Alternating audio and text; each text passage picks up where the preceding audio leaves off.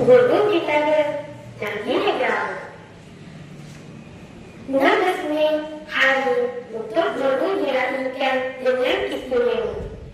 Jika hari ini kita seorang dokter, peguam, pendidik, suri rumah, murid kelas depan atau belakang, pasti ada guru yang berjasa.